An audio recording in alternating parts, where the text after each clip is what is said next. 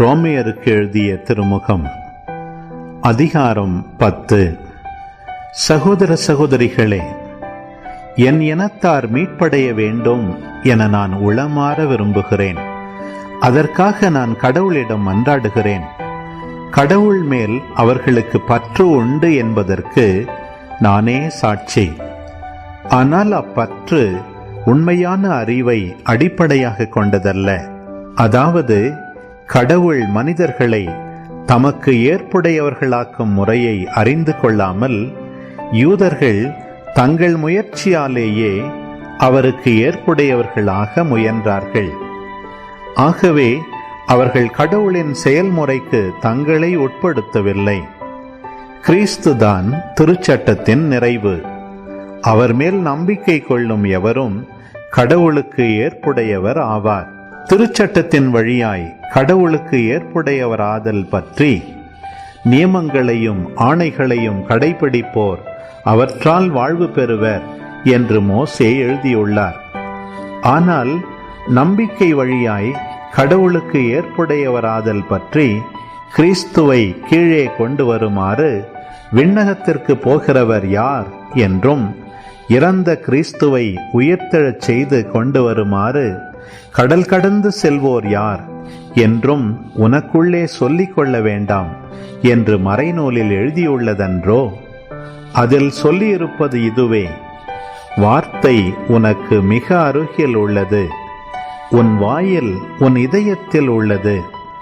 இதுவே நீங்கள் நம்பிக்கை கொள்ள வேண்டும் என நாங்கள் பறைசாற்றும் செய்தியாகும்.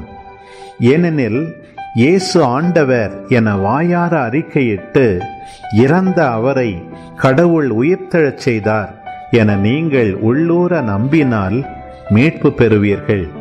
இவ்வாறு உள்ளூர நம்புவோர் கடவுளுக்கு ஏற்புடையவர் ஆவர். வாயார அறிக்கையிடுவோர் மீட்பு பெறுவர். ஏனெனில் அவர் மீது நம்பிக்கை கொண்டோர் வெட்கத்திற்கு உள்ளாக மாட்டார் என்பது மறைநூல் கூற்று. இதில் யூதர் என்றோ கிரேக்கர் என்றோ வேறுபாடில்லை. அனைவருக்கும் ஆண்டவர் ஒருவரே. அவரை நோக்கி மன்றாடும் யாவருக்கும் அவர் அளவற்ற நலன்களை பொழிகிறார். ஆண்டவரின் திருப்பெயரை அறிக்கையிட்டு மன்றாடுகிறவர் எவரும் மீட்பு பெறுவர் என்று எழுதியுள்ளது அல்லவா? ஆனால் அவர் மீது நம்பிக்கை கொண்டிருந்தாலன்றி அவர்கள் எவ்வாறு அவரை நோக்கி மன்றாடுவார்கள்? தாங்கள் கேள்வியுறாத ஒருவர் மீது எவ்வாறு நம்பிக்கை கொள்வார்கள்? அறிவிக்கப்படாத ஒன்று பற்றி அவர்கள் எவ்வாறு கேள்வியுறுவார்கள்? அனுப்பப்படாமல் அவர்கள் எவ்வாறு அறிவிப்பார்கள்? இதை பற்றியே நற்செய்தி அறிவிப்போரின் பாதங்கள் எத்துணை அழகாயிருக்கின்றன என்று மறைநூலில் எழுதியுள்ளது. ஆயினும் எல்லாருமே நற்செய்தியை ஏற்றுக்கொள்ளவில்லை. இதை குறித்தே எசாயா, ஆண்டவரே, நாங்கள் அறிவித்ததை நம்பியவர் யார் என்று முறையிடுகிறார். ஆகவே அறிவிப்பதை கேட்டால்தான் நம்பிக்கை உண்டாகும்.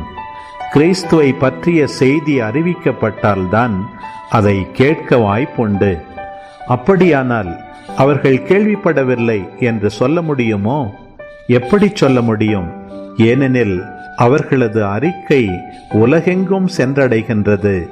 அவர்கள் கூறும் செய்தி உலகின் கடையெல்லை வரை எட்டுகின்றது. ஆனால் இஸ்ரேல் மக்கள் கண்டுபிடிக்கவில்லை என்று சொல்ல முடியுமா? முடியாது. முதற்கண் ஒன்றும் இல்லாத இனத்தால் அவர்களுக்கு எரிச்சலூட்டுவேன், மதிகெட்ட வேற்றினத்தால் அவர்களுக்கு சினமூட்டுவேன் என மோசே சொல்லுகிறார். அடுத்து எசாயாவும், தேடாதவர்கள் என்னை கண்டடைய இடமளித்தேன், நாடாதவர்களுக்கு என்னை வெளிப்படுத்த இசைந்தேன் என துணிந்து கூறுகிறார். ஆனால் இஸ்ரேல் இனத்தாரை பற்றி தங்கள் எண்ணங்களின்படி எனக்கு கீழ்ப்படியாமல் நடக்கும் கலகக்கார மக்களினத்தின் மீது நாள் முழுவதும் என் கைகளை நீட்டினேன் என்றும் கூறுகிறார்.